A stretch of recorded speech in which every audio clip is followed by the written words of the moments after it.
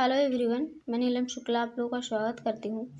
आज मैं आप लोगों को साइबर क्राइम बताऊँगी।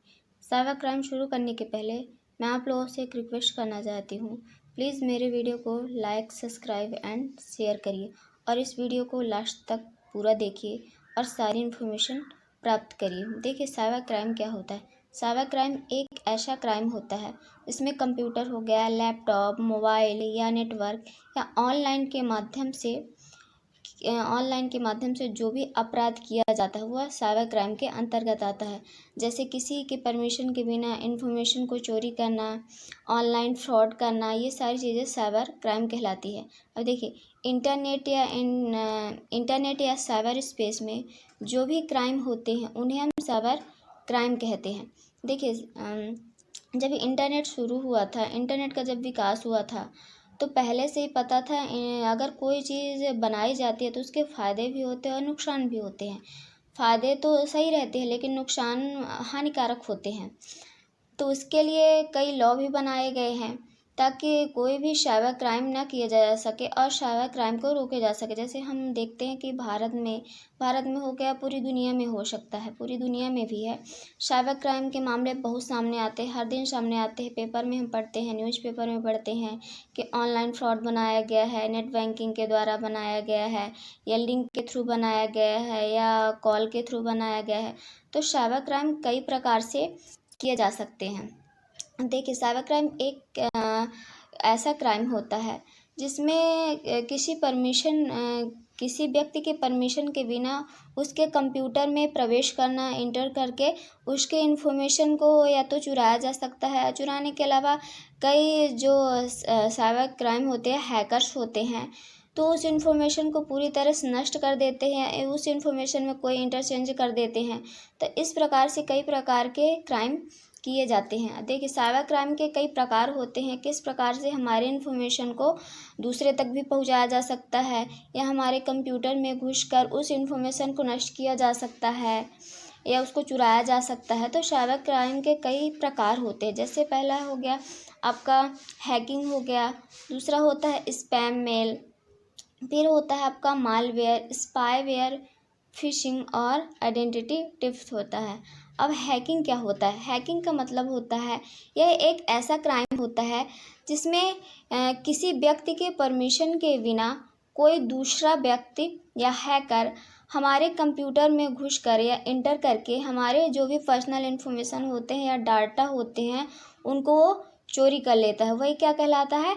हैकिंग कहलाता है। दूसरा क्या होता है आपका स्पैम मेल। अब देखिए, स्पैम मेल एक प्रकार का ऐसा मेल होता है जिसमें कई प्रकार के हमारे जंक मेल आते हैं, मतलब जिनकी हमको ज़रूरत नहीं रहती उस प्रकार के मेल आते हैं। हमारे बिना परमिशन के कई प्रकार के मेल आते रहते हैं, जैसे एडवर्टाइजमेंट के होते हैं, उस मेल आते रहते। जैसे मैं आप लोग को दिखाती हूँ किस प्रकार के ये मेल आते हैं। जैसे ही हम अपने मेल को ओपन करते हैं तो मेल को जब ओपन करेंगे, ये हमारा जीमेल है, इसको जैसे ही हम ओपन करेंगे तो ओपन करने के बाद यहाँ पे देखिए स्पैम आता है, स्पैम मेल।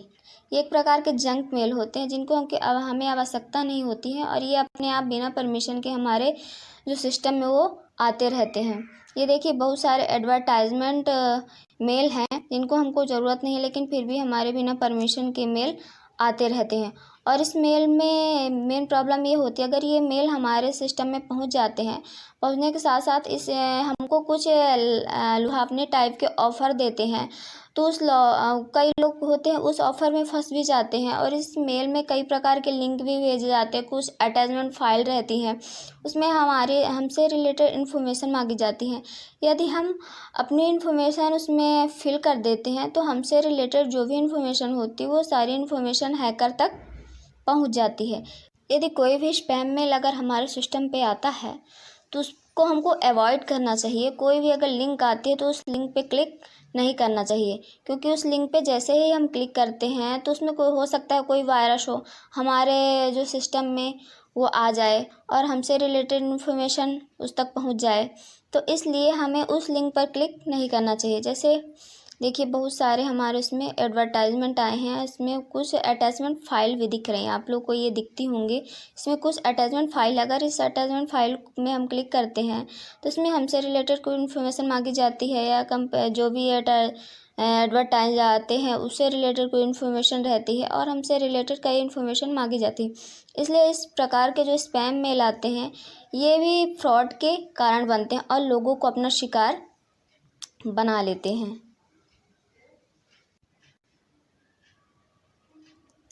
जो आपका थर्ड होता है वो मालवेयर। देखिए मालवेयर क्या होता है, ये एक प्रकार का सॉफ्टवेयर प्रोग्राम होता है जो किसी प्रोग्रामर द्वारा डेवलप किया जाता है, लेकिन इसका यूज हैकिंग के लिए भी किया जा सकता है, क्योंकि जो ये मालवेयर होता है ये हमारे सिस्टम में पहुंचकर हमारे इन्फॉर्मेशन को किसी दूसरे डिवाइस में ट्रांसफ़र कर सकता है और हैकर हमसे रिलेटेड पूरी इन्फॉर्मेशन प्राप्त कर लेता है। देखिए मालवेयर अटैक के कई कारण हो सकते हैं।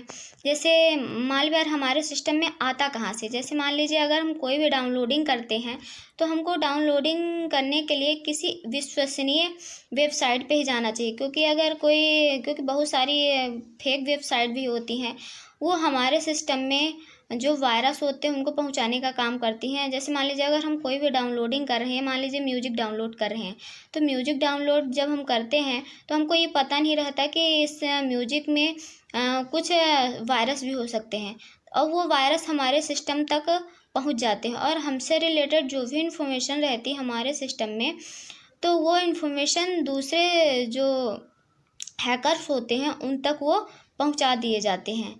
तो इस प्रकार से अगर हमको मालवेयर किसी अगर वायरस से बचना है तो उसके लिए हमको ज़रूरी रहता है कि अगर कोई भी हम डाउनलोडिंग करें तो विश्वसनीय वेबसाइट से ही करें।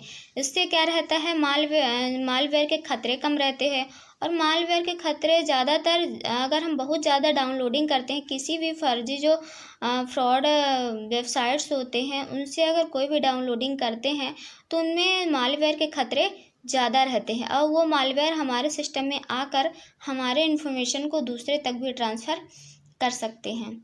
जो आपको फोर्थ नंबर है वो स्पाईवेयर। देखिए स्पाईवेयर भी मालवेयर का एक प्रकार होता है, ये भी एक सॉफ्टवेयर प्रोग्राम होता है जिसका यूज भी हैकर किस लिए करते हैं, इन्फॉर्मेशन को चोरी करने के लिए। देखिए स्पाईवेयर जो होता है वो हमारे सिस्टम तक पहुंच जाता है। वो भी कैसे पहुंचता है, वो भी हमारे डाउनलोडिंग के द्वारा ही पहुंचता है। अगर हम कोई भी म्यूजिक हो गया, सॉन्ग हो, कोई भी वीडियो हो गया, अगर हम डाउनलोड करते हैं तो स्पाईवेयर हमारे सिस्टम में क्या हो जाता है, इंस्टॉल हो जाता है और हमको पता भी नहीं चलता। और स्पाईवेयर हमारे सिस्टम में परमानेंट हम पे निगरानी बना के रखता है। जैसे मान लीजिए आप अपने घर में अगर सीसीटीवी लगाए हुए तो सीसीटीवी किसी दूसरे व्यक्ति पर या घर पर ही परमानेंट निगरानी बना के रखता है, उसी प्रकार से स्पाईवेयर होता है। अगर स्पाईवेयर हमारे सिस्टम तक पहुंच गया है तो अगर हम कोई भी काम कर रहे हैं इंटरनेट के माध्यम से, अगर कोई भी काम कर रहे हैं तो हम पे निगरानी बना के रखता है कि हम क्या काम कर रहे हैं। क्योंकि इंटरनेट पर ज़रूरी रहता है कि अगर हम काम करते हैं तो ज़्यादातर पासवर्ड, यूज़र नेम, ये सारी चीज़ों का यूज करते रहते हैं। जैसे नेट बैंकिंग का हो गया तो उसका भी यूज करते रहते हैं। तो स्पाईवेयर क्या करता है, पूरी तरह से हम पे निगरानी बना के रखता है और हमारी इन्फॉर्मेशन को हैकर्स तक पहुंचाता रहता है। और जो आपका फिफ्थ नंबर है ये आपका फिशिंग। अब देखिए फिशिंग का मतलब क्या होता है, फिशिंग का मतलब होता है फंसाना। यह एक प्रकार का जाल होता है। इसमें जो जैसे आप लोग को बताए हूँ, हैकिंग, स्पैम मेल हो गया, मालवेयर हो गया, स्पाईवेयर, इस तरह के इसमें काम नहीं किए जाते। फिशिंग में क्या किया जाता है, किसी हैकर्स द्वारा सबसे पहले जिसको अगर शिकार बनाना है तो उससे रिलेटेड पूरी इन्फॉर्मेशन, जैसे सोशल मीडिया हो गई, बहुत सारे जो सोशल मीडिया जैसे फेसबुक हो गया, इंस्टाग्राम हो गया, व्हाट्सएप के द्वारा पूरी इन्फॉर्मेशन एकत्रित कर ली जाती है और एकत्रित करने के बाद फिर किसी व्यक्ति को फंसाया जाता है, अपना शिकार बनाया जाता है। कैसे शिकार बनाया जाता है, जैसे फ़ोन कॉल करके या मेल करके या फिर कोई आपके सिस्टम पे लिंक भेज के आपको फंसाया जाता है। जैसे आप कई बार सुने होंगे कि फ़ोन कॉल आता है, वो हमसे रिलेटेड, हमारे बैंक से रिलेटेड इन्फॉर्मेशन मांगते हैं कि हम इस बैंक से बोल रहे हैं, आपका जो एटीएम कार्ड वो बंद हो चुका है, आप अपना प्लीज़ पिन नंबर बताइए। तो इस प्रकार से अगर कोई भी व्यक्ति अपना जो भी इन्फॉर्मेशन होते किसी दूसरे पर्सन को बता देता है तो वो क्या हो जाता है, हैकर्स का शिकार हो जाता है। या फिर जो हैकर्स होते हैं लिंक के द्वारा भी लिंक भी भेजकर हमारे सिस्टम में किसी को अपना शिकार बना सकते हैं। लिंक में आपसे रिलेटेड इन्फॉर्मेशन मांगी जाती है और आप यदि अपना इन्फॉर्मेशन उसमें फिल कर देते हैं तो आप साइबर क्राइम के शिकार हो सकते हैं। फिर 6 नंबर होता है आपका आइडेंटिटी थेफ्ट होता है। इसका मतलब होता है पहचान को चोरी करना। ये हमारे पहचान को चोरी करके, जैसे बैंक हो गया, क्रेडिट कार्ड हो गया, डेबिट कार्ड के द्वारा हमारे पैसे को ट्रांसफ़र कर सकते हैं, एक अकाउंट से दूसरे अकाउंट में ट्रांसफ़र कर सकते हैं। ठीक है, तो इस प्रकार से साइबर क्राइम के बहुत सारे प्रकार होते हैं जिसके द्वारा लोगों को फ्रॉड बनाया जाता है। ऑनलाइन के माध्यम से ये इस प्रकार के क्राइम किए जाते हैं। तो इससे बचने के लिए हमको क्या करना चाहिए, सावधान रहना चाहिए और किसी अन्य व्यक्ति पे विश्वास नहीं करना चाहिए। सबसे पहले अगर कोई भी अगर ऑनलाइन इस प्रकार से कॉल आते हैं, मेल आते हैं, तो आपको अगर उसके बारे में जानकारी ना हो तो आप उस पर क्लिक मत करिए। या अगर कॉल आते हैं तो आप अपनी जानकारी या इन्फॉर्मेशन उस तक ना पहुंचाएं। Okay, thank you.